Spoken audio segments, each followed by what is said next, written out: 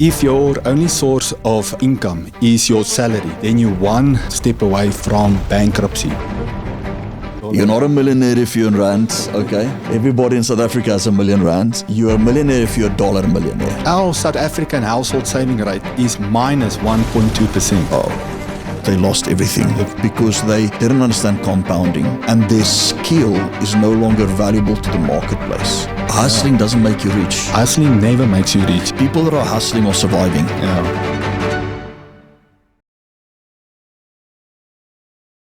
Chris Coetzee, so good to see you. And I know that just for the people that are listening, I don't really fully know what you do everything, but I know you do a lot with finances. You are a financial advisor. Yes. You are. I think that's the basic of what you're doing. You work with crypto.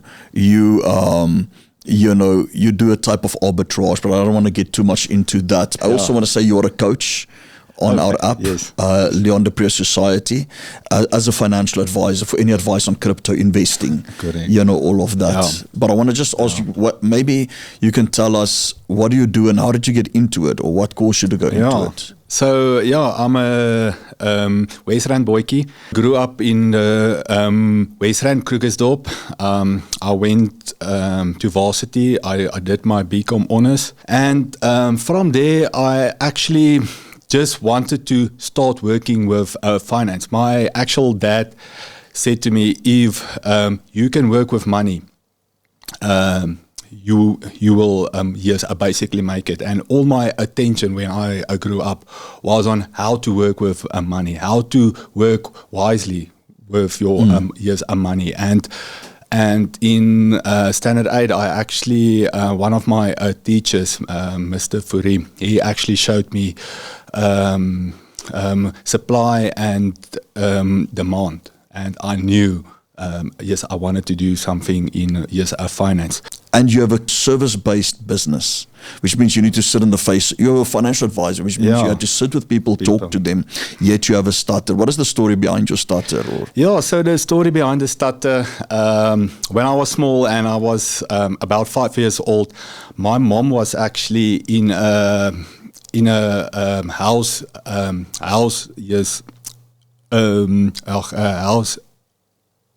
attack. And my dad came and fetched us, and I saw some blood. And I think of that it was the trauma. And so it's actually trauma related. I think so. Look, I did start before that, but I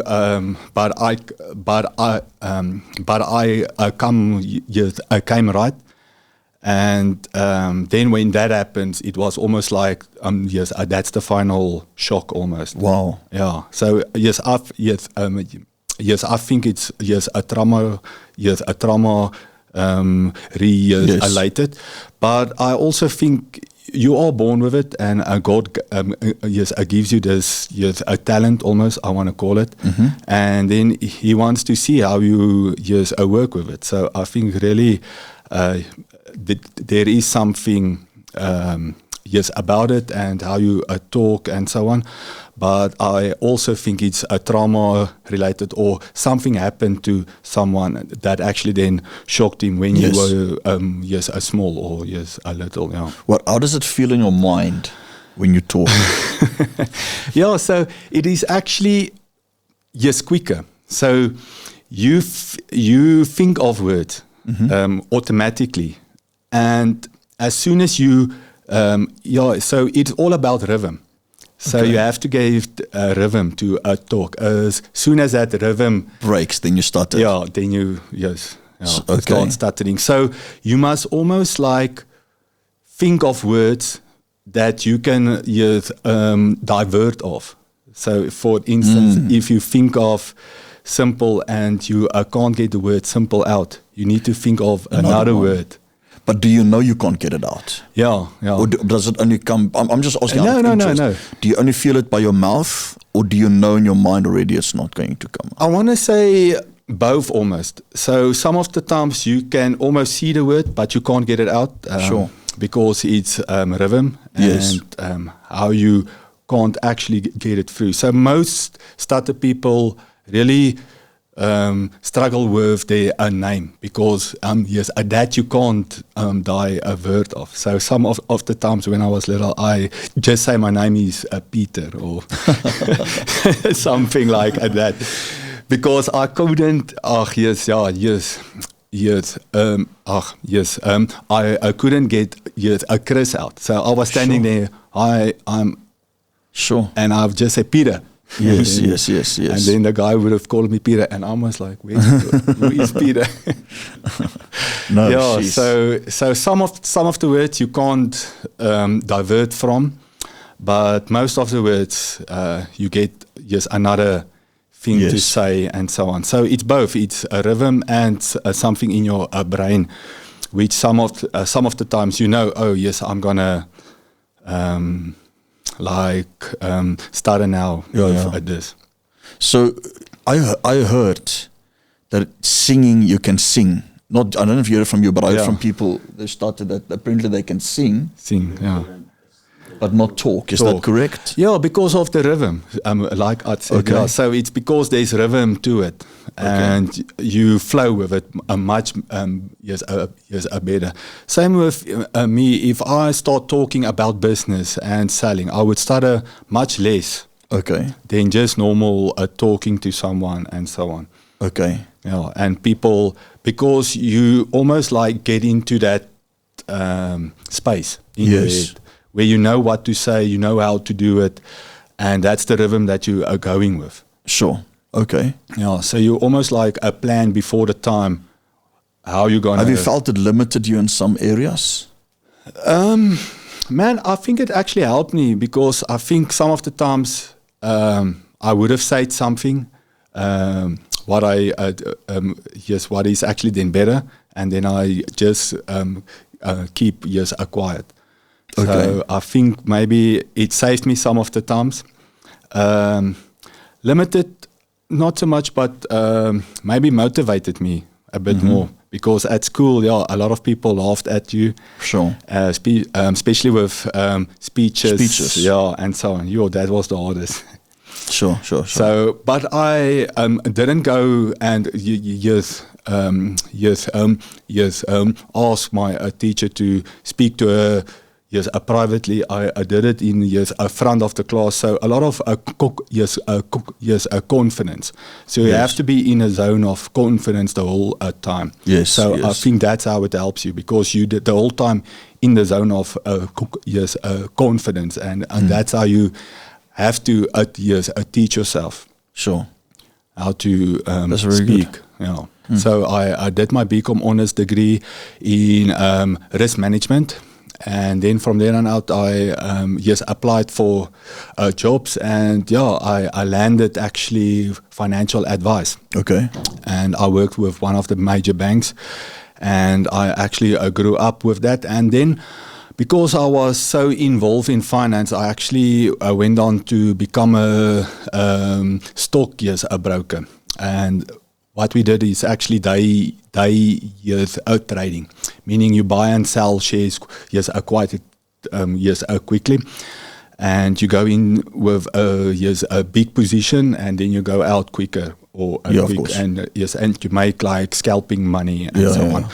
So but when Americano hit.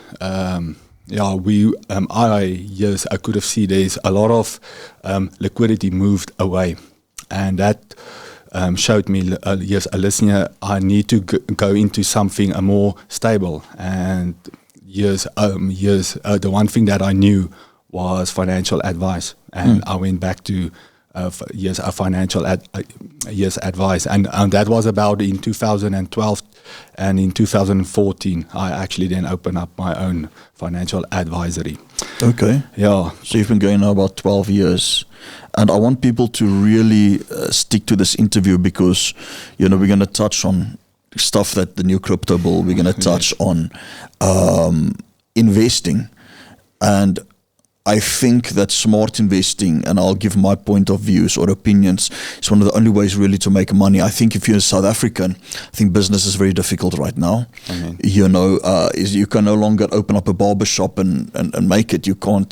Back 30 years ago maybe, but not now. We're going to get into how to get out of debt, but how to make money with investing. I think a lot of people, they have no hope in it because they don't understand it. And, you know, they invest, they maybe get 7%, maybe get 10%. I was with one, I asked one company just to quote us, and they came and I said, I want high risk. I said, I invest myself at 26%, you know, and they came to us with this whole presentation, and they said, you know, 12%. In South African rands, and that's their high risk. And I said, this is ridiculous, it's a joke. And they never came back to me afterwards. And I'm thinking, this is what people actually think is investing.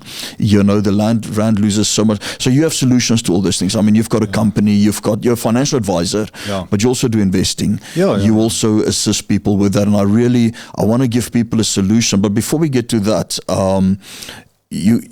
okay, so out of school, you immediately went into financing. I went into my degree, and one thing that I want to say is I want to give away also my books, and all my stories and how I grew up is in my books. So this is one book? Yes. And then you have another, what's the name of, so this one is called Steel Tight Steps to Get Out of Debt, which is really good. I've gone through it myself, and that's the 1 year. And what's the name of the other one? The other one is from 0 to a million, and that actually shows you and teach you some of the ways that I made it and what I did to become a multimillionaire and have in investments and help people to actually make millions. Yes. So that's very good. And you're going to give, how many do you want to give away? I want to give away 5 books. 5 of each or 5? Total? 5 in total books. And for the people that follow my channel, the Chris Code. And I'm on Facebook and on so we'll put the things for them at the bottom. You know how to get there. Thank you. So it's just my method, stories, and everything. How I made it and what struggles. I just want to give my point. I was going through the 0 to a million as well. I just couldn't find it here. Now because I was moving around as I was reading it. But what I do like, and why I want to encourage people to get this.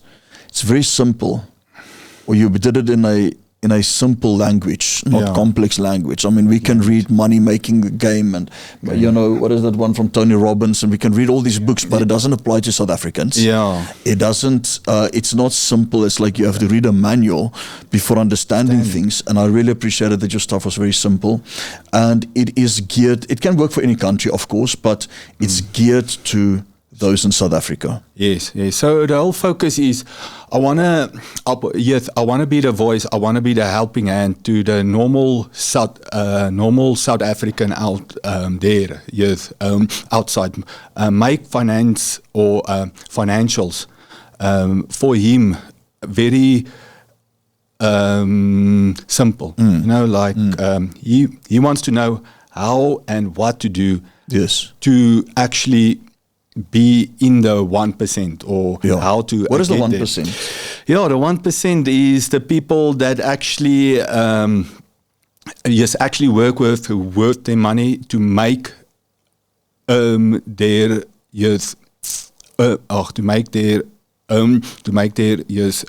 income. So, and not focus on salary, but more on income. So it's your entrepreneur mindset. It's people that actually want to help. Problem solvers, and that I see as the 1%, because South Africa has a lot of problems, and people focus on problems, but you have to have those people that actually is there to solve solution, and bring solution, and always think positive. Now, we have people watching and that battle with money. We have people watching that maybe can't get a job. We have people watching that can't get more than 10,000 Rand a month, 15,000 Rand a month. and they have every excuse in every book. What do you say? Excuse in more than a book. On why they cannot, and they blame the government, and they blame and yes, it is to blame. Okay, a government can make a person rich or poor. That's just fact. But I believe that if we take personal responsibility, you can really. It is possible. I think that right now, the possibilities is endless. What I like about you is you want to get people from 0 to 1,000, from 1,000 to 10,000, and then up, and explain small things which we're going to get into. Why do you need an emergency fund? Yes. What's the psychological benefit behind it? But yourself, you have personal struggles. You have a stutter. Yet you made it. And you can land clients, get clientele. Sell, give value. Yes. Touching on getting into the whole financial thing, and I wanted to get you on. Obviously, I know we've been talking about it for long. Yes. I am very involved or interested in investing. I think anybody that is not interested in their finances, and we'll get into that. I know that's in some of the things you're going to share. Is you have to take a full-on interest and focus in your finances for growth to come. And, a lot of people, I think they just put it as it's like there's not an importance on it, especially Christians. They think that money is evil. Mm. And the moment we think that money is evil, why would it will not be a priority in our lives, and we will struggle. If I say my marriage is important, that means it's going to carry value, and I'm going to give value to it, and I'm going to give it my most important thought and choices. Same thing with money. I think money is almost more important than marriage. That's just, me. How you think about it. I don't say, and I have to be careful and say, I couldn't care what people think. But, the Bible says money answers all things. It doesn't say marriage answers all things. It says money answers all things, because I've seen marriages lost because of money. That's what I'm saying. I believe money, money is the life force of God outside of His Spirit. It is gold, it is silver, or it's supposed to be attached to it, but it is the life force of God. It is, if you have the favor of God on your, money comes. Yes. If you have a curse on your, money does not come. So everything for me relates around money. And the more Christians have this mindset of, money is evil, or money is the root of evil, and I get it all the time. I'm a prosperity preacher, I'm this, I'm that. And I think I don't even preach on money. I'm a preacher that prospers, but I preach very little on money, although I should. Christians have to reframe their mind, and we're going to get a bit later onto mistakes that people are making, so on. But I want to first touch on, I know this is on everybody's tongue right now, or thoughts, especially in South Africa, is the crypto bull. I want you to give a little bit of clarity. What you think? What is your opinion on it? The government always is ambiguous. They always stay ambiguous. And on purpose they stay ambiguous, because then they can do whatever they want. But they brought out this bull, and there was a lot of scare tactics in it. From you're crossing the border, we're going to take your crypto type of thing. You have a licensing in crypto. I'm not exactly sure how that works, but we're going to get a bit later afterwards to tell people what you exactly do, what you're able to tell, and where you can be of service to them, so we'll touch on that a bit later. But what is your view on the crypto bull? What's happening there? The bull for me, it raises, it raises a question of accountability and transparency.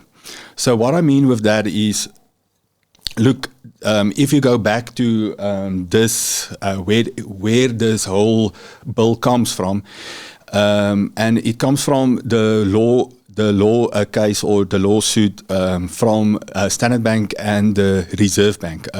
There was a client of Standard Bank, Leo Cash and Carry.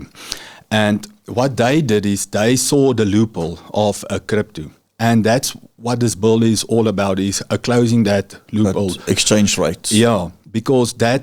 Or exchange control. Yes, and that law was actually back in 1961. So nobody back then knew about crypto. Everybody was talking about just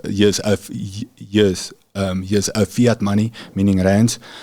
So, and yes, a crypto was never on the table back then. So what Leo did is they bought a Bitcoin, and they send it to the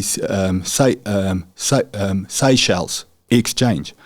So then the guy flew over, went there and spent it there, or transferred it back then. So PwC actually recorded that he transferred over 556 million rands worth of Bitcoin. That's about, that was back then about 4,400 Bitcoins that he bought. So what he did is he actually put some of his money on in a money market. Then he went to Standard Bank, and he actually said to them, all right, hand me or give me the biggest overdraft that I can get. And then he went and he bought, with that money, he took bought more of crypto, liquidated his business. So then they liquidated him because he couldn't pay it. Yeah. And then the Reserve Bank came and said, no, Standard Bank, you didn't follow the laws. Yes. We need to take, and they... they took over that sessions. And then Standard Bank said, no, we didn't do nothing wrong here. So then they went to the High Court. So the actual judgment ruled in favor of Standard Bank, saying that a crypto isn't a capital, and it isn't any currency. So they didn't do wrong. So now the Reserve Bank came and said, all right, we need to go back and change our laws. And that's what the bill is. That's what's happening now. And so that's why they're mentioning like the statement that if you cross border, that we can ask questions. Questions. Okay. And so it's not necessarily for the general crypto holder here. Yeah. I mean, they can hold their crypto. Yes. Obviously, they must have through regulatory bodies and stuff like that. Yeah, and that's where the focus is on, on costs.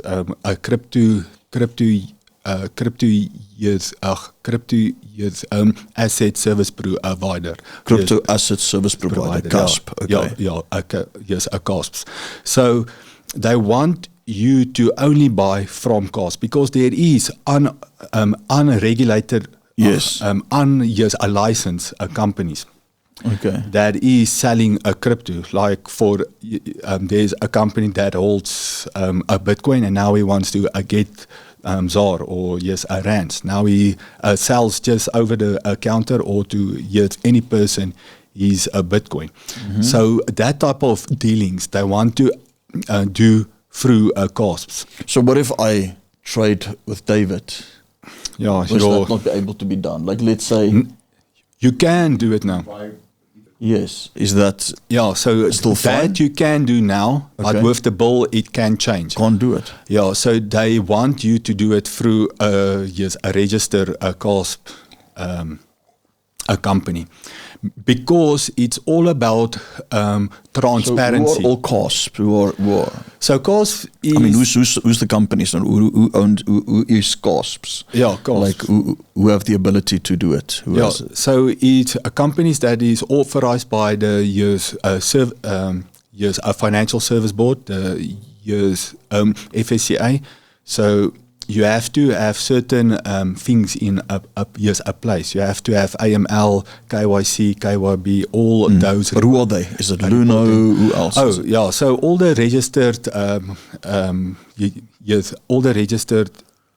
all the registered exchanges must have FSP numbers, and they must be CASP authorized cars Yes. dealers or service providers. So it's Luno, Valier, all those exchanges. So Yes. it's them, and there can be other financial advisors who is a cost Okay. also. Okay. So they need to get the authority from the FSCA. So they need the authority first from them, and there need to be certain measurements and reporting duties that needs to be in a place. So what this bill means for me is they want you to just disclose what you have. So if you buy, you need to disclose it, because what this Leo Cash and Carry did was he bought not through a registered service providers, CASPs. So they didn't report it, so they never picked it up. So it's all about accountability then. So these CASPs dealers are now accountable for any buy and sell of crypto. So they want to know about it. Yes. So Source knows. SARS wants access to everything, so they're using this thing now. So they're going to use regulatory bodies that reports to them. Yes. Everybody's crypto. Yes. So if you buy a crypto, me as a CASP dealer need to report how much you bought. Yes. What did you buy? Are you a dealer, a CASP dealer? Yeah. Okay. So I'm a service provider. Okay. Yes, I'm a CASP. Because I'm financial asking service. because you got Luno that's crazy expensive. Yeah. Everybody knows it. Yeah. You know, and I think they play on that monopoly. To be honest. Yeah. You know, because in the beginning it was only them. Yeah, they were the biggest. And So- they're still big. And that puts people off because it's expensive through them. You know? Yeah, there is other guys, and that's what that's what happening. So Luno had a majority share of cryptos, and Yes. a lot of people then saw there's opportunity in the fact that they can buy it somewhere else and resell it. Yes. And and then they make that a commission spread, Like an arbitrage. type of dealing. So that's what they want to now kind of like stop, because you can sell to a David, and that's how you can make Of course. money. Yes, yes, So you yes. make that and you abort it. Will CASP be able to do that or not? Yes. Can So they- if you are registered, you have to do it, but there's a whole But you can do process. arbitraging if you if you're registered as a CASP. Yes, okay? yes. Okay. Yeah, so you can buy at Valier a whole a chunk. So CASP dealers get like you can get special rate, over the counter special rates. Okay. With Valier, Luno, and so on, depending Yes. on your size. So if you buy more than R1 million worth of crypto, they can give it at a bit lower price. So you buy it in bulk, and then you can resell it Yes. at smaller packages Okay. to people. So that's a kind of like P2P services. But now with this new bill, my believing would be only CASP can do that. And What can is resell what it. is the so okay? This bill can go through. It still has to be. Well, it was open for public opinion. Yeah, it's still the so 18th Yeah, it's such a short time. Don't even know if anything is going to happen. South Africans are so beaten, discouraged. You know, and let's say it goes through. What can happen to people if they do this unknowingly? Moving, selling, buying. You know, I'm exchanging with them Ethereum for Bitcoin. So the penalty that they said in the bill is R1 million, a penalty, or 12 months in prison. Okay. Yeah, in prison, which you can get. But the bill hasn't gone through yet, and it isn't law as Yes. of yet. But the whole thing is, know your customer, a KYC, and I believe. If you buy from Pastor David, where did he bought it from? Who is Pastor David? Meaning, what's his source of funds? What's his AML report? Now, your normal person doesn't know that information, and he doesn't have the systems in a place to actually get that information. Now, a lot of cars spend a lot of money in this systems. Now, they do have it, and your normal person doesn't have it. So there must be a clear line what you need to have to actually sell and buy a crypto. So would you encourage people to still go into crypto? Not, I mean, when I read the thing, I was just like, screw this, like, what's the use? I mean, and I think that's the mindset of a lot of people. Yeah. Do you still see a future of crypto here or not? I know South Africa has BRICS, all this stuff. Well, we don't know what's going to happen there, but do you see a future? What do they want? Do they simply want taxes? Or do they want you not to hold crypto? Sorry, I know I'm touching on two things here, but look, like you said in the beginning, money makes the world go around. So definitely they want their fair share. So I think in the past, especially in the 2018, 17s, a crypto was a criminal type of for money laundering. For money laundering, it was a big a criminal asset. So there was not much a regulation on that. So a lot of people use it to hide away. And that's what this bill and how this whole world of crypto is changing. If we look at the Clarity Act of what's going on now in USA, it is all about getting it authorized and getting it regulated. And that's where that's how you get much more in investments if it's regulated. So that's the question on the government. But definitely, I see a huge future, in crypto. So there's different aspects of crypto. You are talking about Bitcoin, which is only a token, and that can go up and down, volatility. But yes, I believe if you diversify and you put some of your money into it, I really see you can make a lot of growth over the next 10, 15 years. Then there's also a tokenization, and I see that as a future of finance, especially where investors got money from were places like the JSE and so on, where they got funding. And now with tokenizations, it makes it so much easier to get finance and to actually start a company, start a project, and so on. So I see really a good future in that. And then you have the blockchain, because the blockchain is very transparent, where all transactions is on the blockchain. Yes. So that can help so much in business and in so let's explain to people what is tokenization. It took me a while to grasp. I understood. It's like you're buying part, but I was like, how do you make money on this thing? If you have to tokenize your own IP now, But then once I clicked on also, so it's like how companies in old days used to be public.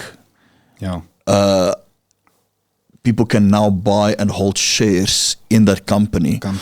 You are no longer a shareholder. Perhaps it's gone public. You are a shareholder. I don't fully know how it works when a company goes public, but you're still a shareholder, but you have less, but more people can buy into it.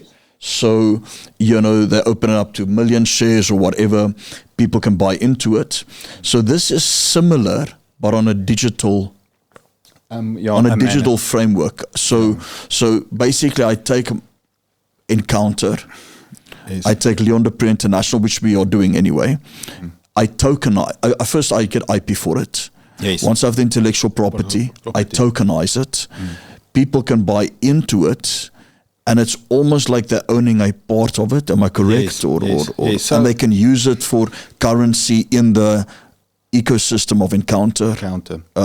Give me some more examples. What is tokenization? So we actually also busy with our whiskey barrels that we are a tokenization or a tokenizing. Yes. And how that actually works is it is the same as any share or any company. You actually tokenize or you then start a company, and you put a certain amount of shares, 50%, 100% into that share or a tokens. So let's say you put 100% 100% of that company into the tokenization.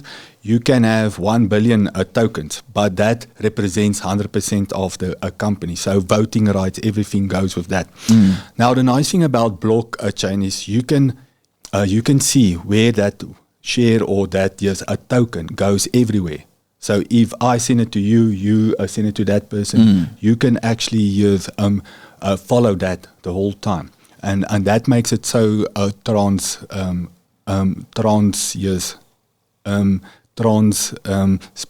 Now, as the company grows, so the value of that token or that share also grows, because now there's real demand. Okay. Yes. So you maybe start a tokenization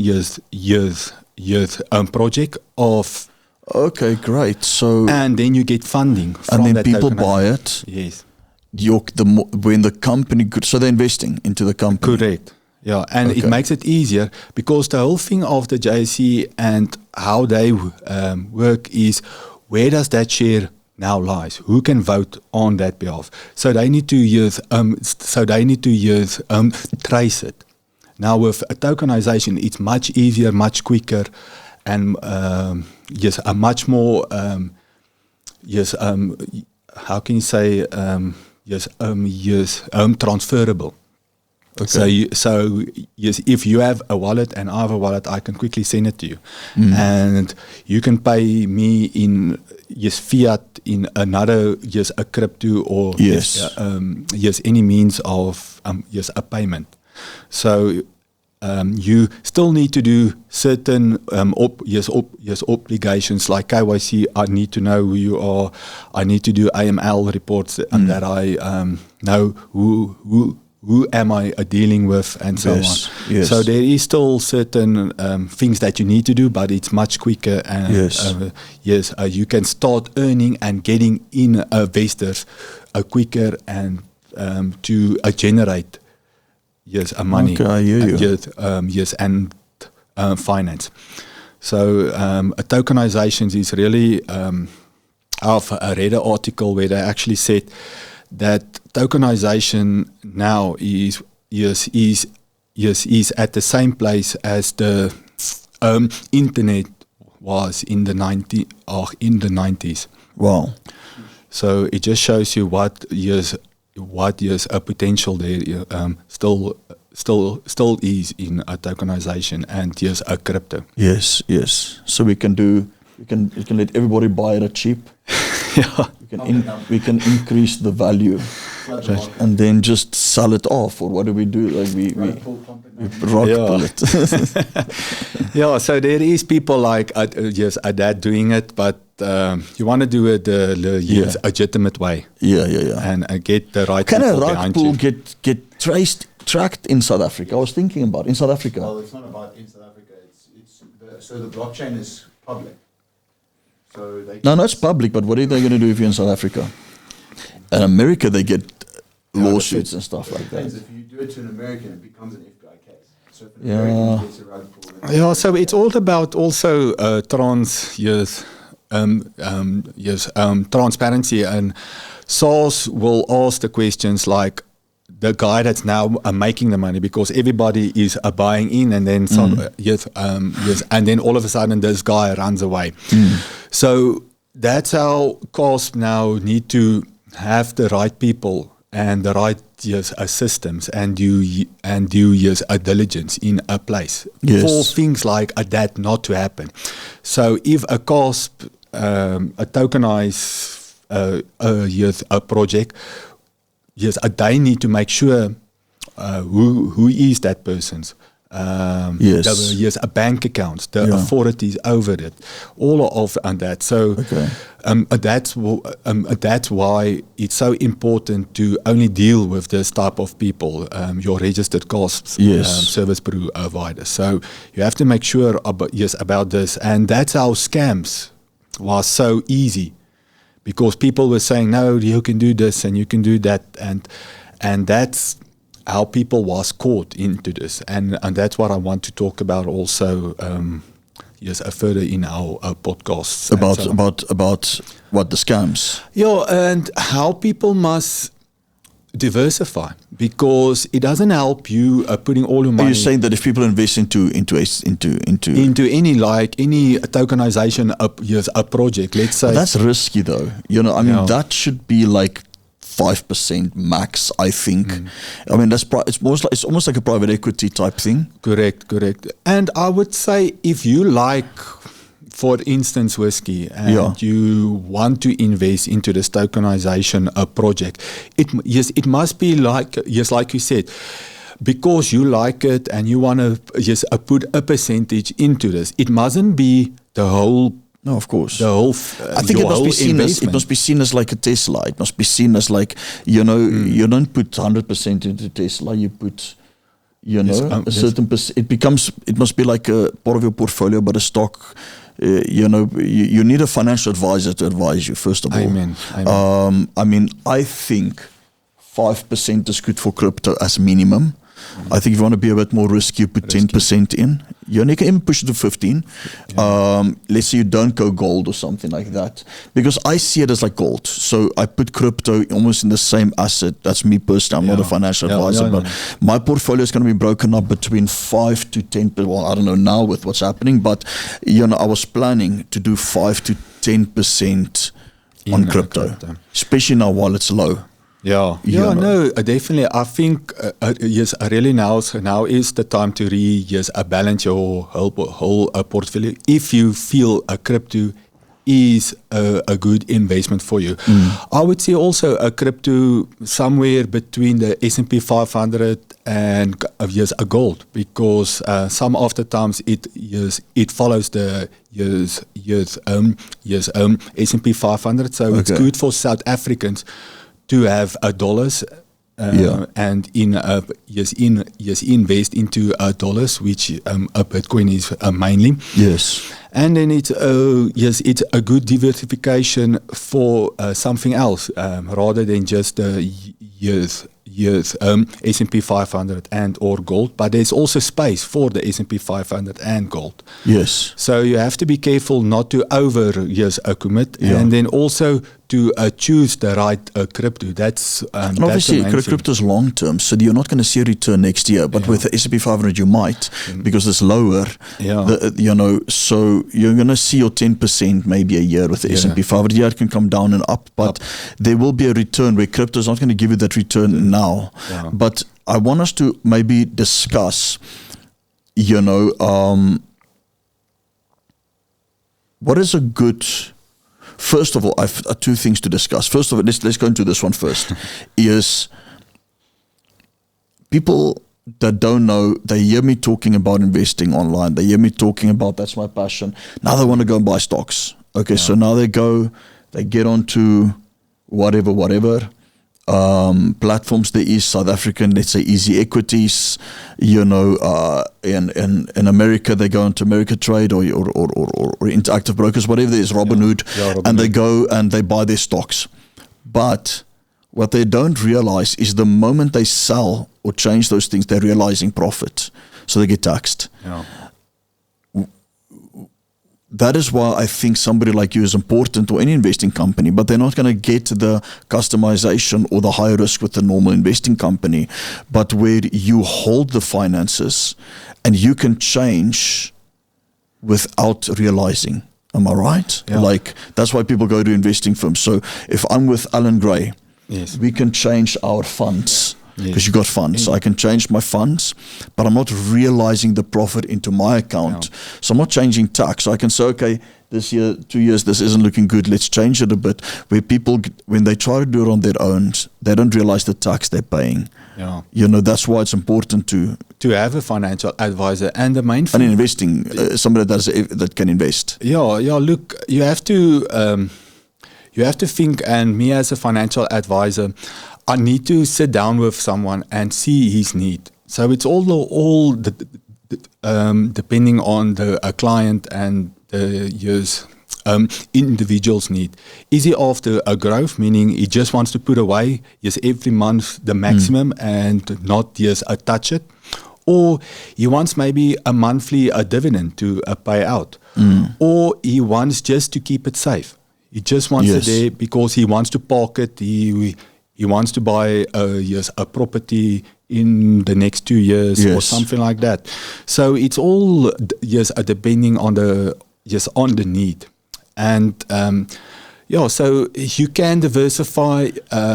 You can not realize, or you can take profits, but where I see the most is people just are parking their money for a growth, and that's a real pitfall, or a real pitfall which I see in clients is they're not thinking long term. Now people think long term is 5 years, 7 years. No, you have 10 to minimum, think minimum 10. So I would say even 50 years. You have to think about a legacy. People now use legacy quite a lot, the word legacy. I want to build a legacy. I want to build a legacy. And a legacy is actually built not for you, because you are not going to see it. It's your kids and their kids that will actually see the legacy that you actually started. So you must be very careful of using that word, because you are actually saying you are thinking long term, 50 years, 60 years, 70 years, and that's how you actually build a legacy. And I have actually have pitfalls which I want to touch on what I've seen over the last 20 years. Look, I've been actually doing like I said, from 2008 I actually started financial advice, and I've seen over this last 20 years how people have made millions and how people have lost money, and how people with no money have built and are building legacies. So it's I want to touch on seven. Let's get into that. So at the end of the broadcast, I want us to just to keep people on. At the end, I want you to share a good split of how you would invest right now as the markets are now. 60% equity. You understand? If somebody's saying, okay, I want to invest my monies, or that they can know a bit of knowledge of going to a financial advisor, because between me and you, most financial advisors, they just go by the traditional book. I don't think they care much about their clients. Correct. And, they are not there for their growth. Right now, in South Africa, if you don't get minimum 20% in rands, you're losing. You're losing 20% per annum. And if you're not going to get that, you're going to be losing out. So, and your traditional financial advisor cannot offer that to them. Your traditional investing companies cannot offer that to them. Look, a lot of financial advisors, it's so, I want to use the word easy to become a financial advisor. And one of my actual colleagues, which was about back then 60, he actually said something very important. A financial advisor is the same responsibility as your doctor, because absolutely, because you're working with that guy's whole life. Yes, and you're working with his money now. As a financial advisor, you have to get a qualification in 6 years. So for that 6 years, you can give financial advice. So where in your life have you seen a doctor starting diagnosing people without his necessary degrees and so on. So it's a very small a community, I want to say, which is a really good advisor, and you will only see your financial advisor when it really matters, or when you are 60 or 70, when you actually see and saw what he have done for you, or when there's a claim on life cover, where you actually see what he have done for you and what he has coached you on. So it is all about value and helping your clients, but also in that same sense, it's your client needs to trust you, but also you can only show him the guidance. He must say what he wants also. So it is both sides. I want to say the relationship, because some of the clients doesn't even know how much money they have, and I'm like, you have to know how much you have, how much you want to invest. You can't just come to me and say, I want to invest. You must say, I have this. You must have a plan. Yes. And I will then give you a guidance towards how are we going to do this and get to your financial goals. Our goals. That's a good problem to have. I don't know how much money I have. So you were speaking about the pitfalls or mistakes, and I think that this will qualify not only for South Africans, but I really think it's a psychology that hits people all over.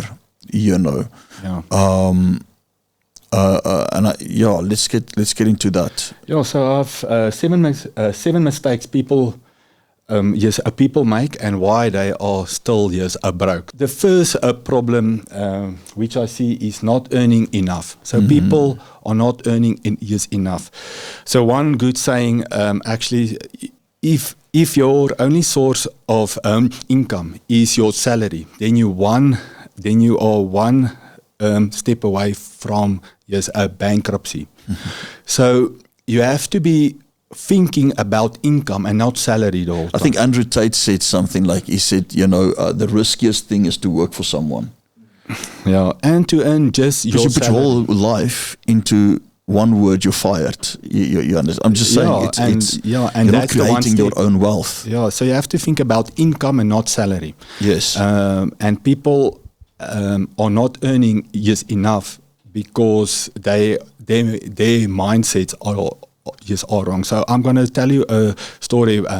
Back in 2008, I was still young, and there was a guy, Peter, that came to me, and he was a hard worker. You could have seen he's a hard worker. He had a cuts on his hands and so on, and he actually sat down with me and told me he was a TV repairer. And he actually told me, listen here, Chris, how would I retire? And that's a question that really went with me, because the main thing about your finance is you need to retire. And that's the main purpose, because everybody wants to retire successfully. So the word salary comes from the Latin word salarium. So salarium means actually salt. So salt. Yeah, salt. Preservation. Yeah. So back in the Romans they actually paid the Roman soldiers. So they paid them a Roman soldier. That's right. A salt, and that was their salary. Yes. So the same with food. Like salt is just one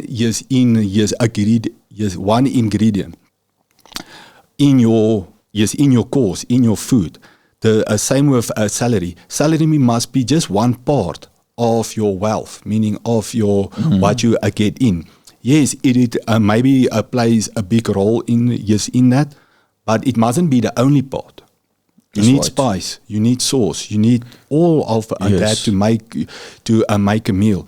So you must see your salary as the year's assault. And that's what I see. A lot of South Africans struggle with.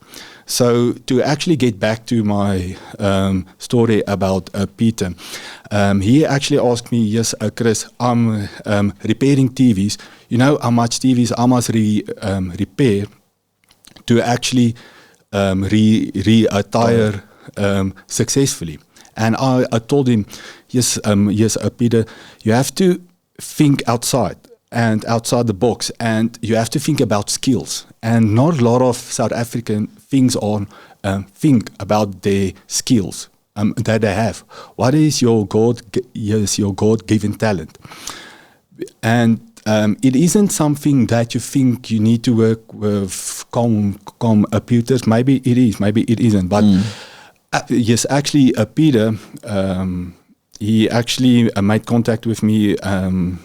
Then again in 5 years after that, and he actually said he built relationships with his customers. So he just asked his customer what else is broken. So he started talking to them. He start building a relationship with his customers. And he actually got into handyman work. So he does like maintenance, and he fixed washing machine, TVs. He does a lot of maintenance now. So back then he only did TVs, but he focused on his skill, and he grew his skill. His value. Yeah, and he just added value to that one customer, and he solved a problem. Yes. So I think a lot of our mindset must change on just comfortable, living the happy life, getting your salary in, paying your debts, especially and carry in on. South Africa. What people don't understand in South Africa, and I've seen it, you've seen it, I think you've seen it more than me. I've seen it because I work with people, is that 20 years ago the country was doing okay, and they thought it was always going to be like that. So what I've seen with business people, where I had to counsel them where they've lost everything.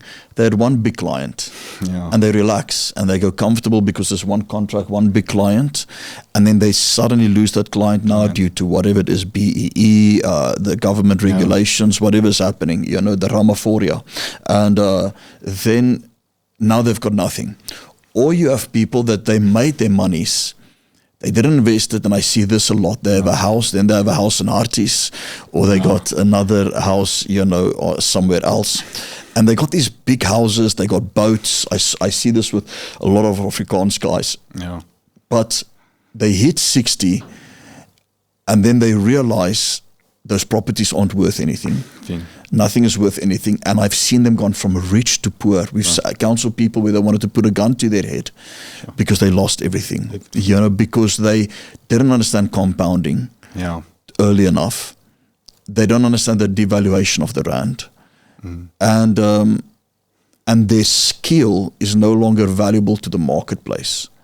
So they might have had a business that worked pre-apartheid or pre-1994, let me say it like that, or even a bit into the thing, but they didn't adapt their skill and their value to become valuable in the marketplace.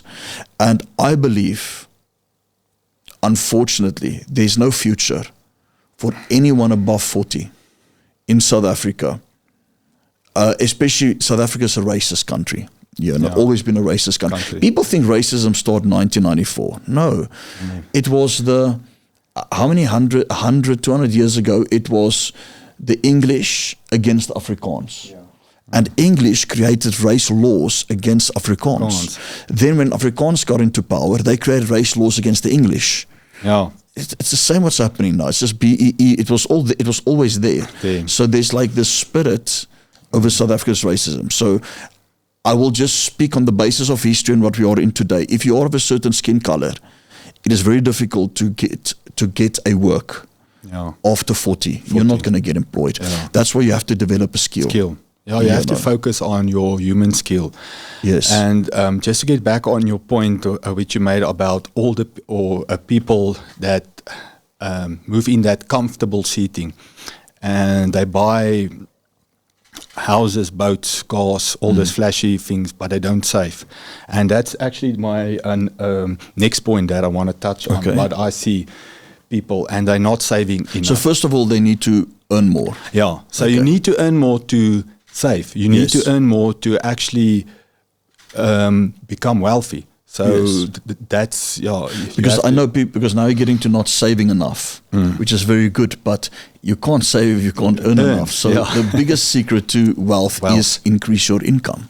And how do you do that? With skills. Like Millionaires have minimum of 4 income streams. Yeah, I mean, your average person that makes money makes $1 million, and $1 million not in rands, guys. When we speak million, we speak dollar. You're not a millionaire if you're in rands, okay? Everybody in South Africa has $1 million rands. You're a millionaire if you're a dollar millionaire. Anyway, yes, saving. Yeah, so yes, not saving. And a shocking truth is our South African household saving rate is minus 1.2%. Oh, wow. Yeah, so. But that's why people gamble anyway. Yeah, true. Yeah, so we have the highest gambling country in the world. In the world. And I've actually read a statistic that gambling in South Africa is way past $1 million per a day. Yes, that they are making. Sure. So it's a R1 billion industry in South Africa. So a minus 1.2%. That's how we save. So we actually save with a debt, and yes, that is what it's actually say. People are loaning money to actually save, and that's the wrong mentality. So one of the main things, and the main problem is young people think they don't need to save. That's a big problem that I see with South Africans. I had it. So if I was taught these things at a young age, I think I'd be further where I am now, but I never got enough income, but I didn't know how to get extra income. Yeah. You know, nobody told me about taxes. Nobody told me about income. Nobody told me about business. Only once I saw I'm going to get back now. Only once I saw my father pass away, I was 27. And he left us nothing. He left us debt. He left me debt, you know, because he forgot to sign a life policy. So he left us debt. And I made a vow. I said, I will be rich. I've been really in vows. You're going to need deliverance. That's a good demon to have. And I made a vow and said, I'm going to be rich. I'm not going to leave my family in this, you know. And then at age 27, I started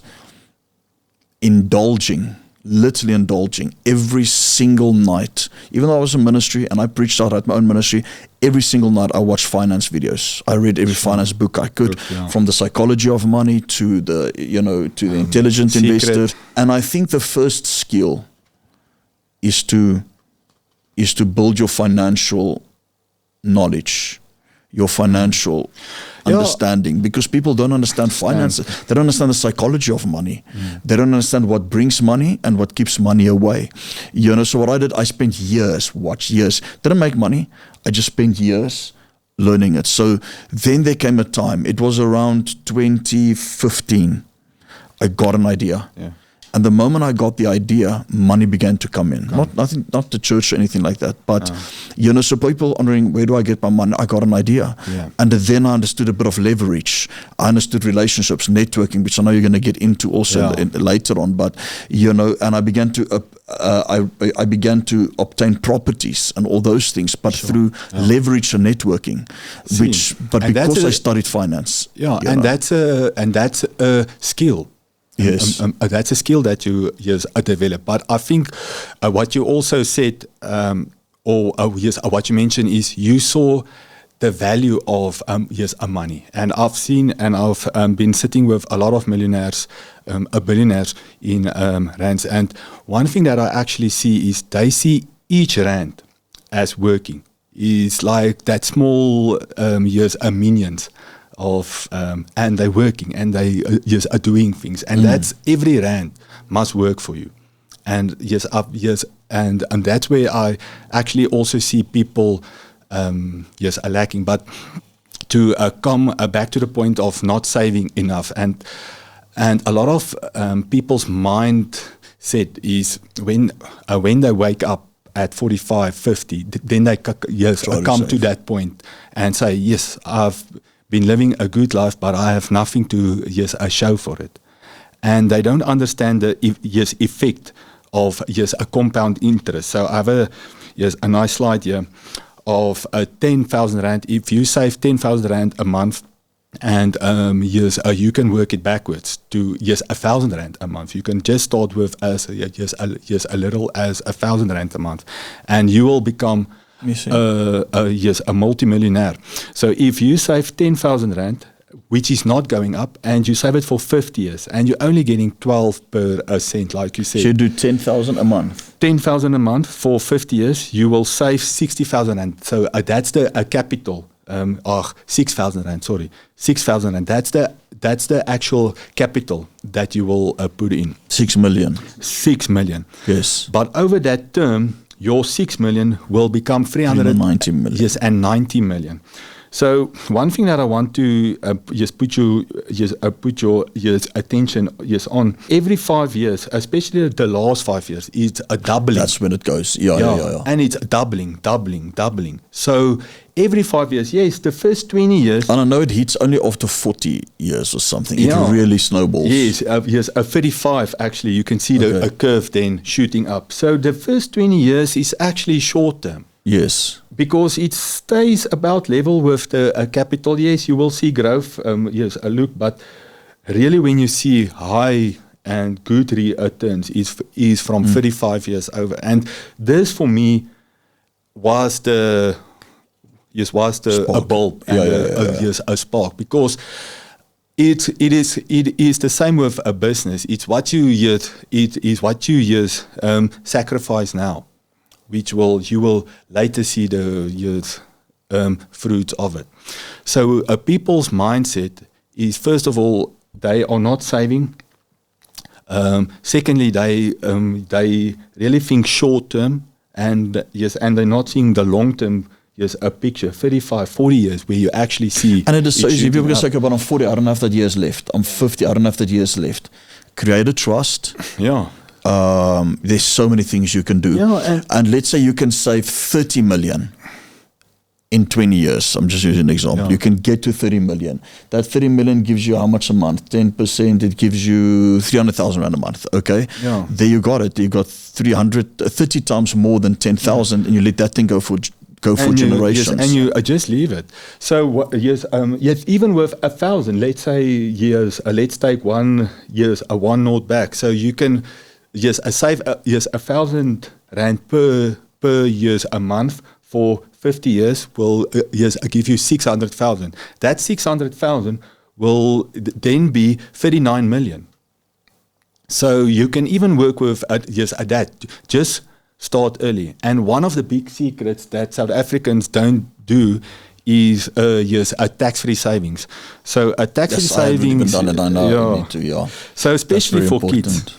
Especially for kids, you can save 46,000 rand per year.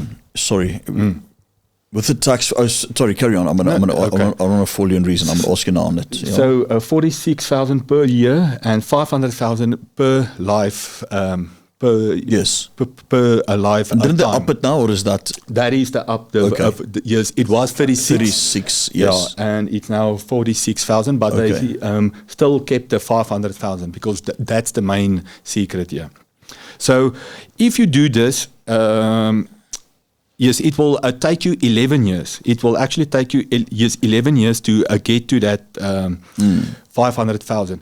So actually now, quite recently, the end of 2015, the first millionaire was actually created through tax-free savings. It was 91 now, but 91 is the old in a Vestec fund managers.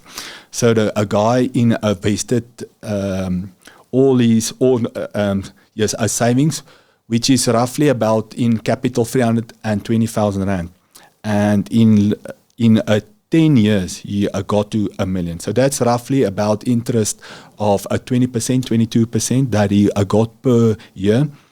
And the main secret is he just kept on. He just kept on putting it in. So if I do a TFSA, tax-free savings account with you, can you choose for me a high-risk fund? Yeah. Or am I bound by certain funds with the government or Yeah, so Regulation 28 is only on retirement annuities and not on tax-free. Tax-free, and I can do USD, I can do global. You can do, you can do a JSE top 20. You can do any. All and any offshore that is available on the platform. So you can go balls to the walls, high risk and so on. So that's a good method of saving because your capital growth, your capital is already been taxed because it's in your bank account, but the growth is not taxed. It's not taxed. Yeah. So if I just show you, if you leave that thing in and you leave it, and that your children don't pull it out, they can keep it in for life. And that's tax-free money. Yeah, because now they can spend it, use it. So if you do this and you reach 500,000 in 11 years, your money already would be at 1 million if it's growing at 12%. So I'm just taking conservative. But I wonder how it will be at 50 years. So in 30 years, that 500,000 would be 9.1 million. But in 50 years, it will be, it'll be 180 million. So, that's the thing. Because previously you said 10,000. Yeah. This one gives you 5,000 a month on a 10% interest. Yes, interest. So if you just take normal and you double every 5 years, so from 30 to 35, it's 18 million. 18 million will become 36. In 40, 36 will become 70. So 70 will become 140. Yeah. So there you are. So this is how you actually can give your kid a Your kids can give something to their kids like that. And that is how you create a legacy. But the main secret is you must forget about it. Yeah, of course. And that's yes. But it's easy to forget about it. Yeah, don't think about it. Tell do something else. And one thing that I've learned, and I will share it later on, is how to forget about it and not see the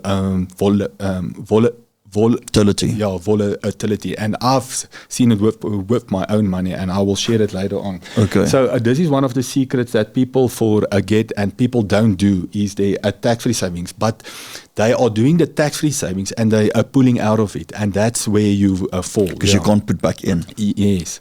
Because you can only reach that 500,000. So now you have saved, and now you have saved 100,000, and now you want to go on holiday or something. Now you pull it out. But you're not allowed to put back in. Once you take out, it's out. And I mean, compounding is the 8th wonder of the world. Amen. So this is really something that people must think about is their compounding effect, especially in saving. So one thing that people don't do, especially the young generation, is not saving. A saving money. So people must really focus on putting away, even if it's just 1,000. You can take with this. You can take 20 years to get to your 500,000, but then leave it there. Leave that 20 years and. But how much will it take to get there? You're going to take 10 years to get there. Yeah, you're going to take approximately 10 years 11 years now. Yeah, 10 to 11. And then in that 10 years or 11 years, your money will all the years already doubled. Yeah, but you want to max it out every year. You want to max it out as soon as possible, as high as possible, if you can. But even if you just start with 1,005. Or even. But no, that is on 10% per annum. This is on 12%, which is conservative. Yeah. So in rands. You can take that thing because it is long term like that. Mm-hmm. you can go 25%, 23%. Yeah. You can go for volatility. So then we've been speaking doubling those numbers. So the actual guy that did it was earning about 22%, but because he was doing high. But you high can risk. go high because Yeah, you're not going to need it. You can, yeah. So he went high risk, and he actually made yes, $1 million in 10 years with only 300,000.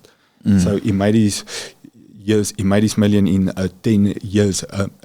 Yes, 10 years. Yes. So yes, another thing that people are not catching on is fees, especially with this type of investment. So your normal investment manager, especially within assurance companies, not investment specialists like Alan Gray, but you're in assurance companies, charges more with, yes, on average 2.5%. So they are charging more than your investment specialist, yes, people with at least 2.5 per yes a cent. So 2.5% maybe sounds small, yeah. People don't understand that's 2.5 a year. 2.5 a year. So if you're supposed to get 12 out, you're going to get 9.5 out. And what should the rate be? What is a safe rate? That's about 1.5. Yeah, so yes, look, these guys charges 2.5% more than your average investment specialist. And this is the netto effect. So if you have invested 1 million rand, just 1 million rand, and you have kept it there, your investment with a company like Alan Gray into Alan Gray high or a medium risk would have done 12 per a cent. I did this on a 10%, so that's even more conservative. Your million would be 6.7 million in 20 years.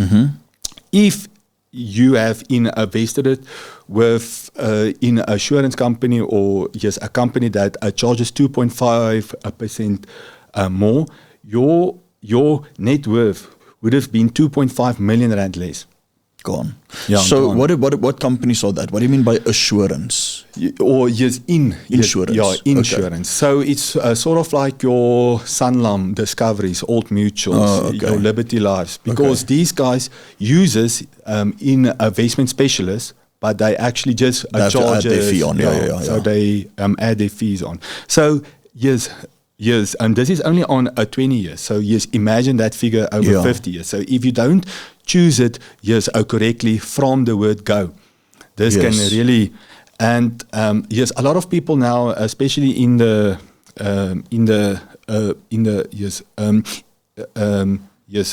insurance, used to or is catching the people with payouts and cashbacks and kickbacks and bonuses that they actually give. And yes, I wanna keep, or my whole strategy is to keep it clean. Keep your life in assurance with life in assurance. Keep your investments with specialized people. Because if you mix the two, it comes and this one charges more, this one doesn't charge you there, and they catch you out. I've seen so many people that lost millions because they have mixed the two. Sure. And you must be very careful and rather keep it safe and separate than mixing it together, because there's such a big companies that's making billions out of people because they are promising this kickbacks, paybacks, and so on. Yeah. So you have to be very careful and start from the word go, because if you want to build a legacy safe and keep it separate, this is the right way. This is just to show you 1% is already, and that's just a 1%. I mean, what is Alan Gray? 1.5. Yeah, so they less. Yeah, so the platform charges you about 0.3, 0.35 the platform, but the fund manager and so on. But the fund manager charges, and he actually takes from the fund. So so he will show you a 10% growth, and that is always after his fees, meaning the fund managers. Okay. So Yeah, of course. Yeah. So you have to make sure that what is the fees are charged. Yes. So that you don't get catched afterwards. Yes. So Sure. yes, there must be fees because platforms and all those, but make sure about how much it is. Yes. So that is also a very important point. And not only, saving. even if people invest separately, certain ETFs has fees. So if you take a certain ETF, it's got some funds is like crazy fees. Yeah. I mean, like ridiculous. I saw funds in South Africa that's like 3-4%. Yeah, even if people want to get global funds, so you get through companies in South Africa, you get a global fund, and I saw like 4%, 5%. Yeah, I have. There's destroying people. There's a crazy people. Especially in private youth, Equity. Private youth equity that charges 4.5%, Yes. plus then a 20% on the per year's performance. So if you are getting 10%, after that 4.5 per year's cent, they will charge a year's additional 2%. So that's crazy. Yeah, so there is fund managers. Yes. Which is high on a TikTok, and so on, that charges per year's performance fee. So you must be just careful about that. Safer routes are your ETFs is the safer and the lower fee ones. Yes. Because there is not so much fund managers, because it's just following tracking funds and so on. So it's a little bit lower cost. Yes. But the growth isn't that good, and it's very volatile. So I just make sure. Okay. About that. So the third a pitfall I see is not setting financial goals. Okay. So this is quite a big one. Because like you also said, is if you write something down, it's something like a connection with your a brain that it makes. And you then make sure that a benchmark is being reached. So I have a story where me and my wife set out a financial goal. And it took us about 5 to 7 years to reach that. And I got this vision, and I think God said I said to me, you're gonna make next year a triple that amount that you have saved for 5 to 7 years. And my wife was like, no man, are you flipping crazy? Because she wants to buy this and she wants to go on holiday there, and now I'm saying we are gonna reach that goal. So what does she need to do? Yeah. And it was just planning. It was just setting out that goal, reaching it, because I knew what sacrifices I made to be there first of all, and what is gonna happen with with my business. Yes. So I was feeling confidence, and then I was also talking to my money the whole time. Yes. What people also say, you must speak to dry bones. Yeah. So you have to speak. I to your believe money. it. I mean, money is ears. Yeah, You know. absolutely. So you have to speak to it. You have to say to it where to go. Yes. And to show it, and you need to show a discipline to actually let your money see what you are doing. Yes. So setting financial goals. So one other thing is you have to 2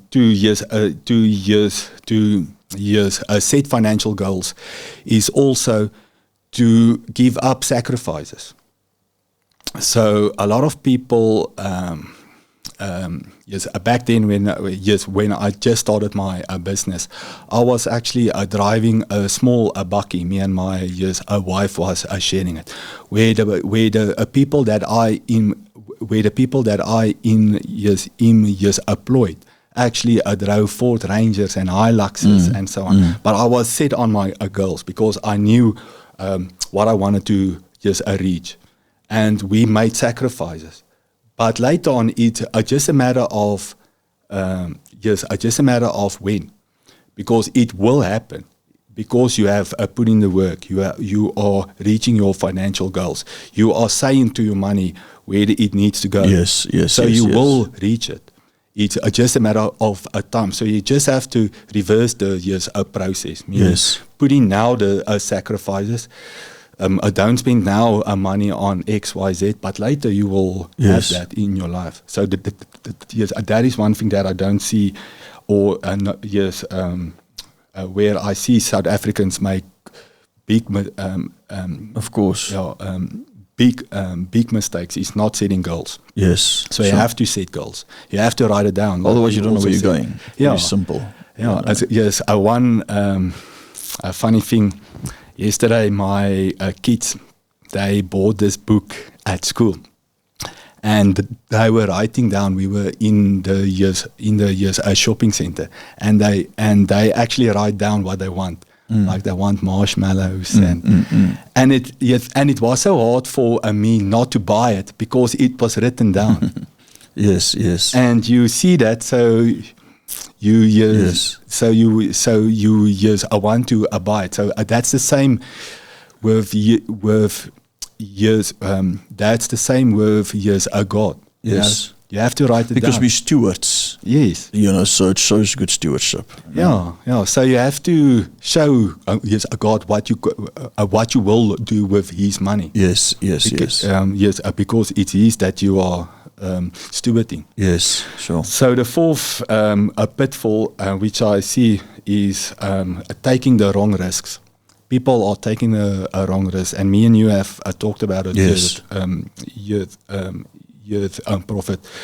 And one example that I want to mention is, especially in South African culture, when you reach the age of 25, you are almost forced in a silent way of you must now buy a house, because buying a house means you are successful and you are putting all your money into one thing. Because what is the thing that you are doing? You go to a bond originator, you are showing your salary, and then he goes and see how much they tell you what you can afford, but you can't actually afford it.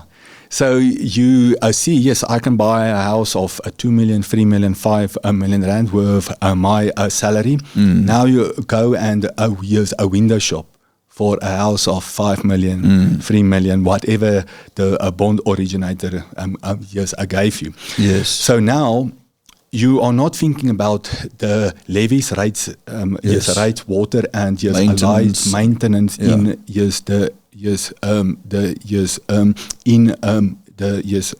insurance of the house, where you could rather buy a smaller place, rent it out, take that money, and then you just rent a place for you.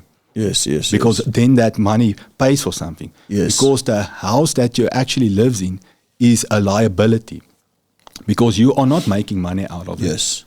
You are paying. So that's a lie. Well, I was saying, maybe not with a house, but if you want to buy a car, make sure you can buy it 2 or 3 times over. Amen. Yeah. Because it's easy to say, okay, I am approved for a 3 million rand car, but that doesn't mean I can afford a 3 million rand car. Yeah. According to the brackets of my salary, maybe I can. Yeah. But that doesn't mean I can afford it. Yes, afford and people don't understand approval is not affordability. So I've seen things that make people poor, like you're saying, buying a house, not being able to, you approved, but it doesn't mean you can afford it. And buying a car, and they would buy it on residual. I made those mistakes, Now I can, because I have multiple things. Multiple things. And if I buy a car now, I don't buy a car cash, but I changed my whole mindset now. So we used to, I could drive any car I want because I have a certain deal, an arrangement. So I just take it, change it, and I never lose money. Never lose money. Yeah. So I have an arrangement. And so people would see me with these different cars and think that I'm buying them. I'm not buying them. Yeah. I'm paying a monthly fee. You renting them. I'm renting them, Yeah. you know. And that's but the the right thing is, I take them back and I get the same amount than what I put it in. You can't do it with a normal dealership. Yeah. They take 200, 300, 400,000. You always lose. But so yes, I went through all the costs. But my mindset is now is like, you know, I bought a BMW in Cape Town. I don't know what year it is. 2019 maybe. I'm not sure. think so. Maybe 2019. It was just before CarPlay. I know it doesn't have CarPlay. Oh. I bought it for 340,000. Sure. And the thing drives amazing, Yeah. you know. So why do you want to change it? More. Yeah. So now I'm like, I want to give these cars back, you know, drive that car, and save 30,000 Rand a month. But, you know, I think people have like you say, there's a pressure to have a house.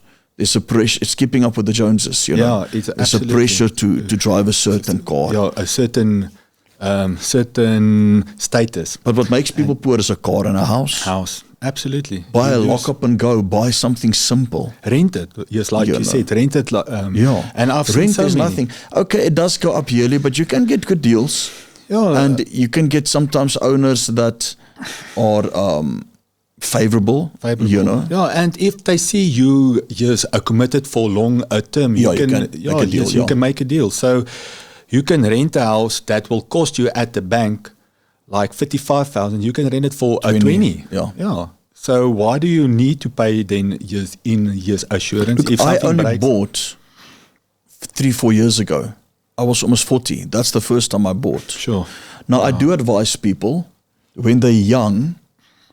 I'm not a financial advisor, but you know, because I never had it, I think if I would have bought an apartment at least at a young age, it could have helped me in my credits and bonds and whatever, you know. So I advise people when they're young, get an apartment. Look, my a brother, me and him was always chatting on what to do and how to do. And when he was 19, he bought his first apartment with just 5,000 Rand and a news paper advert.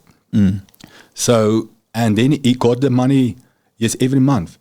Yes. So you know there is space for houses, apartments. Go and buy that, but have the mindset of making money out of it. Yes.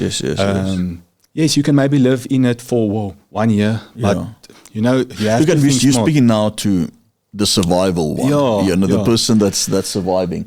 I mean, if people are sitting here, they got tens of millions, go and enjoy it. You understand? But you're speaking of... look, because you have done and have a sacrifice. People with that skill have sacrifices, they actually see the value in money. And what other people do, they buy and they use it as a business. So I do... Maybe 2 or 3 things out of my house that I have here that brings income in. And then you can write it off from a tax and so on. So there is methods. But what I see and what I want to warn people against is going to a bond originator, showing him your salary, and then saying to him, okay, what can I get? And then you go and buy a house with that in mind. Above your means. Yeah. Yes. Live within your means. Yes. One thing that I normally see with young people, they start working, especially with professional people, your lawyers, your lawyers, your accountants, people that actually you think can work with money, and they go and they're the guys with the biggest debt.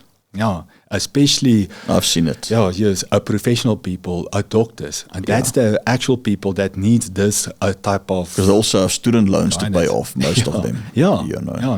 True. So you were saying, so don't risk. So what is this point? Avoid of taking the wrong risks. So in this, I want to ask you, what can you warn people about as a red flag for an investment scam? Yeah. So is it a promise of 50% returns? Is it a promise? Don't fall for a promise that's anything above 15%. I mean, or do they have a FSP? Yeah. Is it more about recruiting people rather than I mean, we got all the stuff of Crowd One and all these things that I'm not saying they are, well, I don't know what they've been classified as lately, but they come through, and then desperate people fall for these things. That's because I have a church, we work with people, and we have to counsel people out of this thing. And the people that fall for it are not the rich ones. The people that fall for it are those who are desperate. Yeah, and I think if you make a choice out of desperation, you're taking a risk. Yeah, absolutely. Because I want to, yes, I get to your point, but I want to also say people under financial stress makes the worst financial decisions. It's been shown. Because it's emotional. Yeah, because you think just how to get outside this a problem, and how to manage and how to get out of this debt. You are not thinking clear. Yes. And you need a person like a financial advisor, then that can show you other methods and other ways to get out of it. So to get to your question about the red flag. So definitely, if the company doesn't have an FSP number, and you can check it on the FSCA website, because a lot of people have seen, I need to show a number. Then they show any number. So you have to go and check, is this the person Correct that number, you have dealt with? So if you speak with Chris Coetzee, check if he's under the representative list of that company. Yes. Because I know there was a lot of fake people that are saying, no, they from this company, they work for them, but then they're not on the representative list. Yes. So make sure of that. Second thing is, do they have a South African bank account? So if you are paying money into wallets and stuff like that for a crypto, if they don't have an FSP, a number, but if they are not regulated through the banking system, because SARS can get your money in a way back if they have the certain ways and rules in it. So that's also a good thing about SARS. Yes. So then thirdly is this high returns, like 50% per month. And 20% per month and stuff like that. Be warned, because if it seems too good to be true, it usually is. Yes. So those are the three first things that I will catch on. Also, a company registration number. Some of them have overseas company registration numbers, because we can't, and our South Africans, there's certain jurisdictions that we can work. And they hit the poor, and the poor, desperate, can't fight international legally. And they don't know how to. And they don't have the means to go after their money. So that's also the first thing that they do, is target these type of people. So that's definitely red flags that you must watch and be warned against. Yes. And check if they do have this, because the FSCA can help you. If this company has an FSP number, the FSCA can help you to get your money back. Okay. All the SARS can help you. Yes. All this regulatory bodies can help you actually to get your money back. So they are not just the bad guys. They can help you to get some of your money back and so on. Okay. So be warned against them. Go through a financial advisor, but go and make sure that financial advisor is on. And people get into it because of greed. Absolutely. Absolutely, yeah. People do it because they are desperate, and they can't think clear in that situation. Yes. And I must say, every one of us has come past some type of scam. Yes. People promise you the world. Yeah. And then you can, then you see. Yes, sure. Yeah. So pitfall number 5, and one thing that I'm really helping people is they do not plan or know a plan B. they have no emergency fund or a plan, and that's a big thing, especially for your mind, because a lot of people see volatility in investments, and now they see, oh yes, I'm down 10%, but this plan B and this emergency fund is actually what keeps you safe and safe and calm. Because there's between 6 and 12 months of your monthly expenses. Yes. And I'm because I never grew up with money. I think for me, if I know that money is there, yes, I feel safe. Yes. I don't worry about the volatility in Bitcoin. Yeah, it's psychology. So you don't have to make rash decisions. It's a safety net. Yeah, and you put that in a money market, and that's it. Because the means for that money is not to grow. Yes. You want that money just to be there in a case of emergencies. And business owners must put in more. I did it. So with our business, our business, the church, you can't in the beginning. And I remember before we even invested anything, our goal was to have 1 year in savings. And we got there. Yeah. We got there after 4 years, 3 years, maybe 3 to 4 years. Yeah, 3 to 4 years. We got there. And that's a miracle as a church. But, to have that, we got 12 months of covering expenses. Yeah. You can weather any storm in that. Yeah, and that is definitely one pitfall I see, especially people that wants to get rich, and not wealthy, because they are chasing this quick. I need to get to 10 million, 20 million, and they're putting their money into this scheme or this a token, a Bitcoin. It can be anything. And now the market drops 40%. Yes. Now the guy can't think past this, and he has sleepless nights, and so on. So you have to put that money for your own peace of mind. Yes. And especially with a business owners, I would say 12 months plus. Because it's depending on your situation.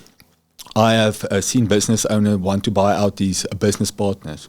Now he goes into investments which is maybe down or something like that. Now you don't want to touch that. Yeah. So you are losing actually then money. Yeah. So you never want to lose money. Sure. So this safety net. Okay. Is really what you need. Before people even invest or anything, that's the first. Yes, I want to say you have to do it gradually also. Okay. Because it's also for your own. So I would say, definitely start with this. Maybe if you're, put away only 1 month.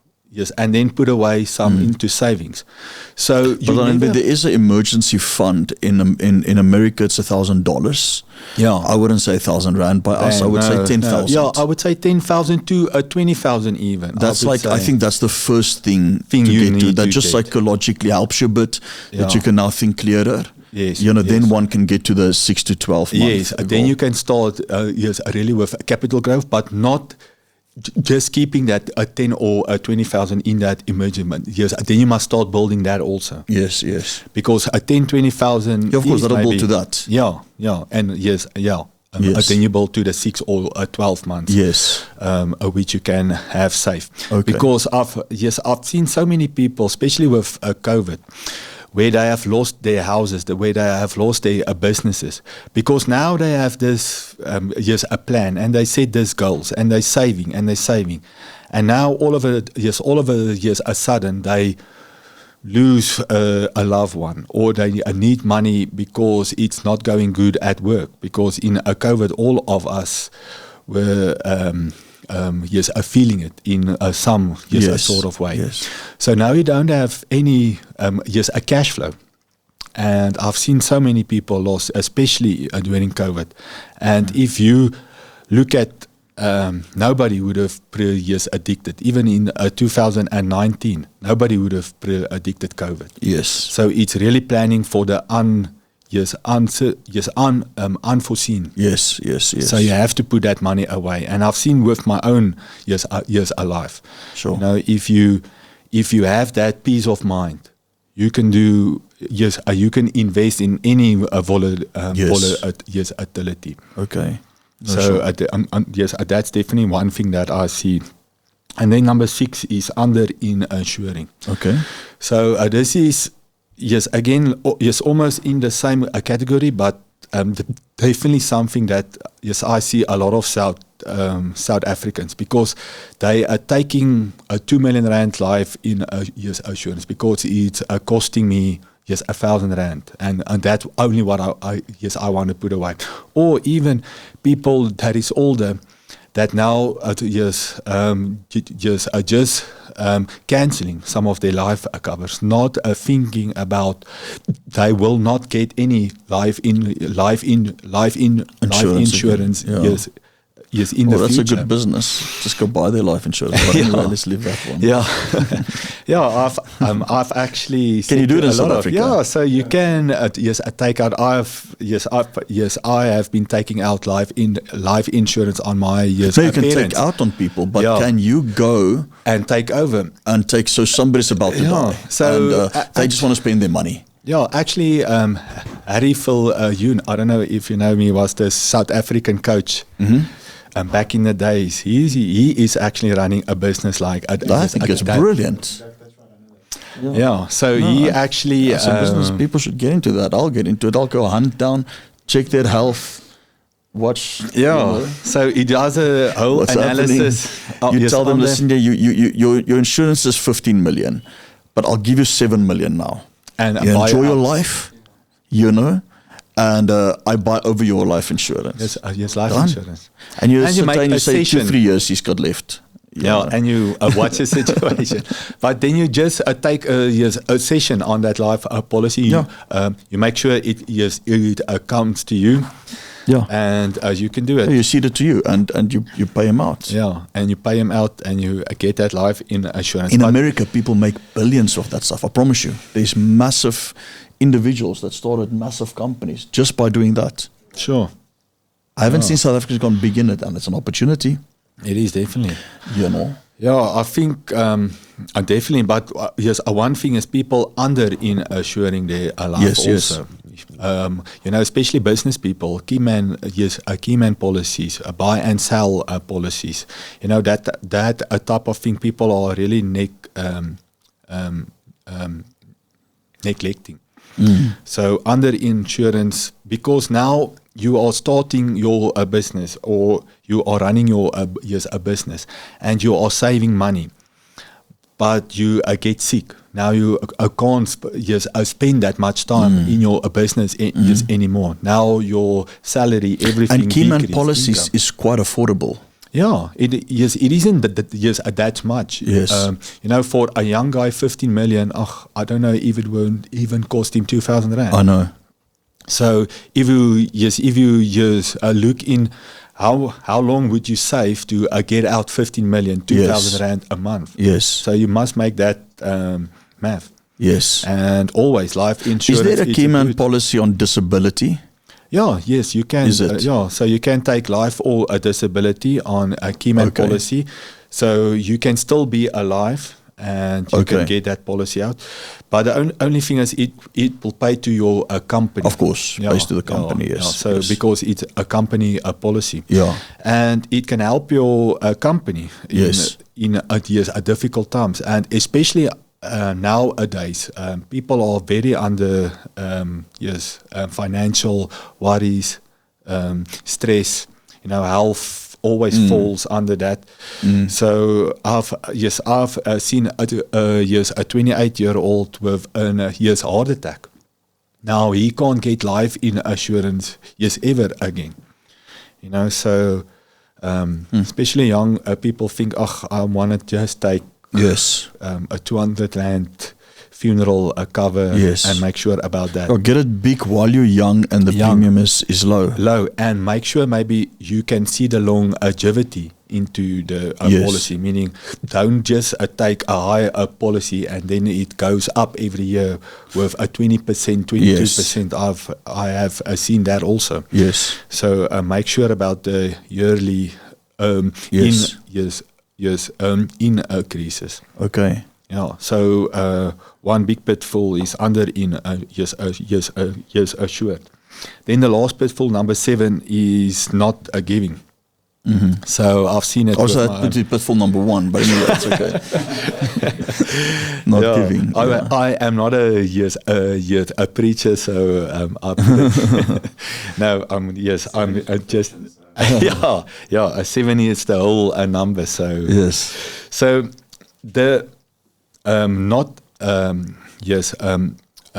not giving is the most expensive decision you will ever make. So the part that you are not giving will cost you much more than what you actually give. And I've seen it so much in my life. When I actually took giving serious, yes, that's when my whole life about finance actually changed. Sure. So I can testify so much in that alone of how my life changed when I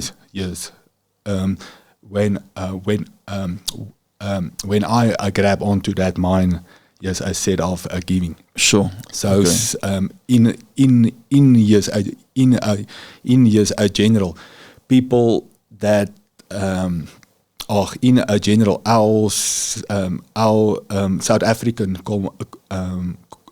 community is not givers. Yeah. We have said it before the podcast in USA. How people are giving there. Givers. And in South Africa, we lack that a discipline. Yes. And if we can get hold of that, and Well, if you are generous, I know now people think tithing. Forget tithing for now. Let's just think of giving. If you're a generous person, you attract favor. You attract. There's 2 G's: generous and grateful. And I think if people carry those qualities, you attract favor, you attract good networking, you attract good things that come to you. You actually also attract praise, because people that you give to, that they thank God for you. Yeah. So then you automatically are getting that also. Yes. So yes. just a mind, I said of giving actually works wonders. I have nothing to point the fact that I'm blessed. The only thing that I can point it to is giving. Yeah. I mean, people say you have a church. Many others have churches, and they don't have what I have. I've seen people that have churches longer than me, and they don't have a 10th of what I have. It comes from giving. So giving just opens up favor. Favor gives you opportunities. 1 day of favor is more than 1,000 days of labor. Amen. So it gives you favor. It opens up, and God blesses you. And it starts with giving. Yeah, many times I've been emptying my bank account. I am not saying people must empty their bank accounts, but how I've seen giving actually work. I've met financial advisors. They are clever and they do the math and they can work out math so easily, but they aren't successful. And they are not wealthy because they lack giving. Yes. Because they think it is all them. Yes. And and it isn't. Sure. And it isn't. Sure. You are only part takers of what you actually own. Yes. Now you discussed with me on 3 ways or 3 keys to wealth. Yeah, your 3 best decisions. Or 3 best decisions in wealth, and it's something that people never think it is, and it's actually wisdom. The first one is the person that you marry. That's very good. Yeah. They can make you poor or they can make you rich. So you will immediately lose 50% if something goes wrong. Yeah. So no a market crash can. And let's marry in not in community of property. That's my advice to everybody that we marry. It just because you live in a world where there's risk. Forget loyalty, and we understand your heart is for one another. Yeah. But you live in a world that's risk. Yeah. So to protect one another, I really believe anti-nuptial is very important. Yeah, look. You can still have a family trust and so on, and there's a will, but have an anti-nuptial because it gives you a second chance. Especially with people that already started their wealth of journey. Course. Yeah, yes, that's very important. Yes. To have that in a place. But one thing that me and my wife always chat about is, like I get a lot of investment people that wants to sell, and I need to sell this investment scheme. And one thing that I've always go to is if this investment is not simple, investing must be simple. The a method that they use must be simple. And if I cannot give it simple over to her, then I know. So you have to always bounce off certain things from your wife or your partner. But also marrying the wrong person can destroy you, not even if they don't take money, but just marrying the wrong person. Mentally, how big they can play a part. If they are not supporting you. Compatible, same goals, same vision. Same goals, because there's unity. Where there's unity, there can be so much more power. Yes. So definitely marrying the right person. I have a saying. I say always, people must first find their calling before they marry. I know not all of us had the opportunity. I had, but people must first find their calling before they get married. Yeah, I'm married. Yes, I think I did, but Their my purpose. wife channeled me, because in Westland there's that a culture of hustle. You want to do this and you want to have a hand in that. Which is a very bad culture in the Westland. That's why many of them are poor. But anyway. Yeah. So you have to be. I want to do this. Yes. And you have to go after it and just do that. Yes. It doesn't. I'm in a finance, and then I'm in personal. And let's just give that as a key. Hustling doesn't make you rich. Hustling never makes you rich. You're a jack of all trade, but a master of none. And I've seen it. People that are hustling are surviving. Trying to survive. Yes, and I've seen the young people, especially in the Westland, where they hustle and they have a hand in this, and they're selling cars, and they're giving financial advice, and they do this, and they're buying that, and you will never get rich. Never ever. I have a rule. People always ask me, what must I do? What must I do? If you don't want to become a lawyer or a doctor or a professional, find first your passion. It must be able to make money. Find somebody that's very successful in that, like a billionaire, multi-millionaire, but they're successful, and go serve them for 10 years for free. If you get paid, that's just a blessing. But that's a bonus. Learn that business for 10 years and then do it. That's what I did. I learned ministry for 10 years from somebody that was successful in the ministry world. And then when I started my own, it was a success. And that's the key, I think, with everything. Mike van Riel, that's in our church, also very successful. Well, he told me he did the same. You find somebody, you become an apprentice. You don't dare to I want to get paid and this and that. No. Just go and just be there. Learn. You can learn so much from somebody. And then you go and do it at the right time. And I think it, and it actually fits into my next point. Who you spend time with.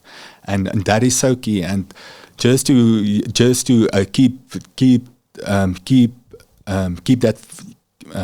that point going is when I was also I was hoping for someone like a financial advisor that can shadow me or learn Yes. me. And I actually went to a guy, and the only question he actually asked me is, who is your father? Because he thought he can make something out of me. And I said to him, look, my father aren't rich, or I wasn't rich. He was a builder, and I actually said to him, listen, I will come and wash your dishes. I just want to be there, learn from these guys. And he laughed at me, and yes, I said, you will be never rich. So yeah. Yeah, but that's somebody that's not, I don't know. Yeah, rich but either. that, yeah, You know, they but might that show guy they're just rich. wants to be a flashy. A truly successful person will allow you to Yeah. do it. I promise you. When you have that opportunity, Or they'll will allow you to definitely do go it. on. Even if you're just there cleaning the office, they'll allow Yeah. you to do it because they were once there. Yeah, yes, and they know what humility that actually takes, Yes. and you can learn so much from that. So But who and you then spend I your time grew with, up. I think what falls into that also is networking. Yeah, absolutely. I know people just want to have network, but it's not that you must have No, relationship. But we needed to get to somebody. I'm not going to mention the name, but somebody very, very big in South Africa. And I didn't want to get to their company, and they have got 30 branches all over South Africa, and I didn't want that. I wanted that person. But because I knew somebody else who knew them, this person is a billionaire, and I thought, let me, they told me once, if I need anything, I can phone them. Sure. So I phoned them. I said, I need this person's contact. Within 1 minute, not even 1 minute, I got a message. Already called them. They're expecting your call. Here's the number. And then you also realize how rich people operate. And then we got into contact with this person. This person is a billionaire. And so I'm setting up a meeting. They said they're going to be away for two weeks. And I said, okay, cool, I'll make contact with you. Because in my mind, I'm like, then I'm not a need. They're not going to be contacting me. I said, I'm going to remind you once you're back if we can get together. I didn't even get to remind them. It was like 2 days before they were getting back or something. They said to me, hey, Leon, can I see you this day on this time? Wow. And then you realize why people have what they have.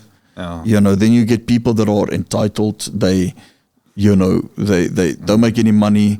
They're lazy, but it's because of who they spend time with. Because you are a sum total of those you spend your time with. Yeah. So I totally agree with you. And if you get into a room with very successful people, you can feel that a passion. You can feel. And the thing is, never be the smartest person in the room. Yeah. No, if that's you my problem always.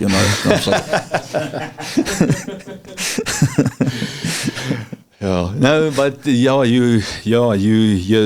hit the nail on the head there, because if you want to learn really something from someone, spend time with them, do serve them, learn from them, and let them teach you. Be humble. Humble yourself. Don't be in a title, because a lot of youngsters now, now they want to spend time with you, but they want to get paid, and they want a car allowance, and they want a 20,000 to pay their bursaries off and stuff like that. And you're like, look, you are here to learn. Are you open to learn? Yes. And I think that in entitlement, they must get rid of. It's a disease, and that's why they're not successful, and they will never be successful, and they will never be rich. Yeah, because I know what it took for me to be where I am. And that's some of the times the learning curve, or a learning school that you have to go through is to just humble yourself first. Back when I also got my back when I also got my honors degree. I thought I'm going to walk into a place like Alan Agray. They're going to fall on their knees and say, "Thank you, Chris Coetzee, for choosing us." But it never works like that. Yes. So you must always humble yourself. Yes. It doesn't matter if you have degrees or whatever. Yes. And that was a lesson I needed to learn. Because I said, no, I just want to work now. Because I saw, listen, there's for white, a male person, yes, and not that work. You are not going to be treated like that. So you have to be humble. Yes, go from the bottom and just work your way up. Yeah. That is the only way. Yes. Then the last point is where everything comes together is choosing your happiness first, because money is only a tool. It isn't the main goal is happiness. You want to be happy while you are doing what you love. And yes, I've seen so many people who is rich, but they aren't happy. Their marriage is a failure. They don't have any. Money became a curse to them. Yeah. So money is a good tool to become happiness. Yes, but money isn't happiness.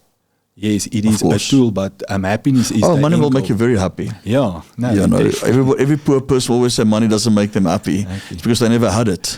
Yeah. I'm just being honest, because money will make you very happy. Let it be in your account. Happiest I've been in the last 6 months is there in Mall Adis, where I'm lying there and people serving me. So I don't say money. No, it'll make you very happy. Yeah. You can in a Porsche, it'll make you happy. In a nice house, it'll make you happy. But happiness, and I've seen, and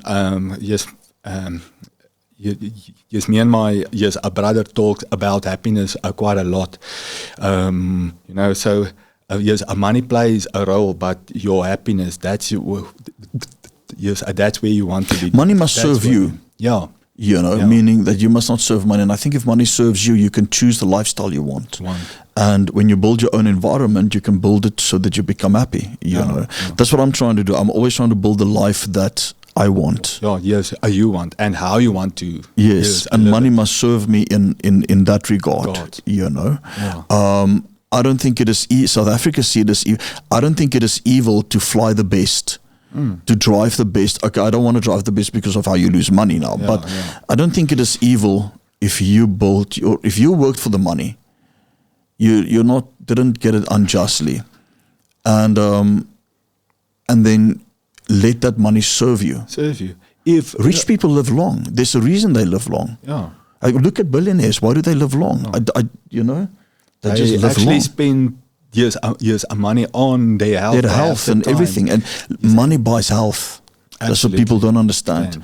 Be in South Africa and find out. It was like, health is the most important. No. Come to South Africa, you're not going to get any health. If you don't have money. So money buys you gives you options, and options. I mean, there's freedom. So that is why people must invest, make right decisions, and I think they can also think that it's too late. Or it's going to take too long. A lot of old people, what I've seen, say, no, but I'm so old, I can't. Just like we said, there is health you can buy. Yes. If you look after yourself now, you will get older. It's science. It is just science. So you have to think longevity. You have to think of your health, and it doesn't help you are not healthy. How are you gonna use your money? Enjoy your money. Enjoying money. Yes. How are you gonna be happy? Yes. Yes. So all those things work to get. Money isn't the only solution to be happy. Yes, it's a big part of it. And yes, look, you will see me happy when I sit at the back of a Rolls Royce or yes. And obviously, so also and quick money is dangerous. Yeah, you have to be careful. But I want to ask you this before we end, and we'll give more of your details now, just before we close the episode. But right now, let's take South Africa. How would you invest your money? Now, if I'm a South African and I wanted to invest in South Africa. No, not in South Africa. How would you invest your money if you live in South Africa? South Africa. So, firstly, I will try, or I will definitely invest not in myself, not in my own capacity. So, open up a company, open up an investment company, or see a financial advisor so that he can open up your own trusts and companies for you, get your right structure. But the split and how I would invest it is definitely I would invest most of my money, because I'm still young, into shares and private equity. So I would take a portion up to 25%, put it into private private equity, because that will give you, it's almost like a certainty how much you can get out of it, because private equity will some of the times give you what they will higher return, and they will make it fixed, meaning they will give you a 20% for fixed. The next year. Oh, okay. Yeah, so you can make certain decision based on that. Yes. Then I will put another between 25 and 40% into shares, like your ETFs. A JSE,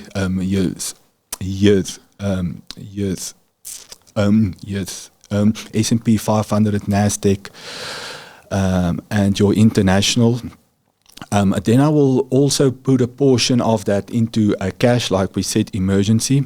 I would put 15%, depending on your value, but I've just looking at my portfolio now, 15% of my portfolio I've put in emergency. Meaning that's my approximately 12 months that I feel safe and that I need. So that I will put there. And then I would put definitely into a crypto, especially now when the markets are down. I will definitely look at 15%, also to put in a crypto. That now for me, the market now is a buy. So I'm buying, when I do have some money available, I'm putting it in. I would rather put it into your Bitcoin, Ethereum, Ripple, Solana. So I will look at those tokens, but mostly into Bitcoin. Yeah, because that's the stable one. Yes, there is still volatility, but and that's my a feeling. So in a normal market, I will look at approximately 10%, but now it's more you a want to buy. do shift to 15, Yeah, because it's now a buy for me. Yes. So I feel 15% is more than enough. And then commodities like oil. I've been buying oil since last year. You made money. Yeah, so but yes, it is, but it's 5 to 10% of your whole portfolio. So it isn't much, but you have been making there. And then gold, I've been, but not now buying, but more oil. I've been saving up. Okay. Because I've been seeing gold, but I didn't buy. Yes, I bought it at 1,800. And I've been saying the whole time, buy. And you feel the whole time like almost like but it's scared and opportunity cost. Yes, yeah. So I've then bought private equity, which I feel was my safer bet, which didn't do so well as gold, but I feel safer there. Long term, I didn't long term it was good. Yeah. So I didn't lose, but you missed opportunity cost. Yes, yes. Yeah, so that is my basic yes. And I think we need to leave people with the fact that if they buy crypto is long term. Yeah. You know, I see people, even people that I know very well and close to me, like, oh, crypto's up. I don't care whether it's up or down. You know, like, you know, I get into the car with somebody, I won't mention their name. They're like, Bitcoin is up. Yes. So what? Nice. Like, you know, you're gonna pull it out? I don't understand. Yeah. If you do you want to pay taxes now? Are you trading or are you investing? You know, so people mustn't go with that mindset into crypto. Yeah. Put it and leave it. 10 years minimum, I think. Yeah. No. Yes, absolutely. And I've heard it so many times. People ask me, "What's the next crypto? Where would you put your money?" I'm like, "Oh, yes. What do you want to do?" You know, like if you want to trade, go and do it on your own because I'm not going to help you there. But if you want to invest, meaning leave it there for the next 10, 15 years because I have this certain goal that I want to reach in a Bitcoin or in my crypto, then I will work with you. Yeah. Because I know there's a certain goal that you want to reach over the next 5, 10 years and years. Then you want to leave it for the next 20 years or for the next year's you generation. Pump into it and then you leave it. You know? Because I think really a Bitcoin and Ethereum, Ripple, everything is still very low. It's still beginning phase. Well, they reckon in the next 5 years we can see it go to $1 million, the Bitcoin. Sure. Yeah. $1 million.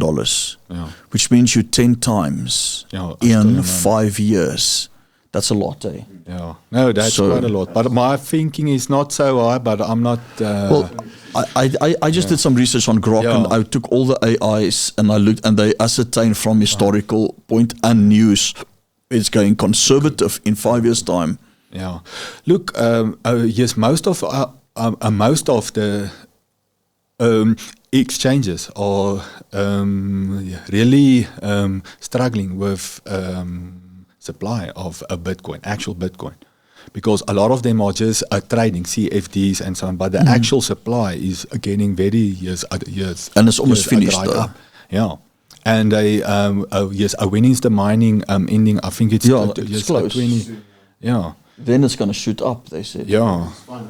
Yeah, so the actual supply of Bitcoin is getting very dried up. Yes. So I just think, and when it's when they have mined all the supply, then you will actually see.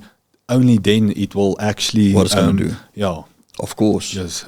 So Chris, people can get hold of you. I mean, they can get hold of you on our app, Leon du Preez Society. I'm one of the coaches there. One of the coaches there, and I just haven't given time to the coaches yet, but they have their areas. We're just fixing 1 or 2 things.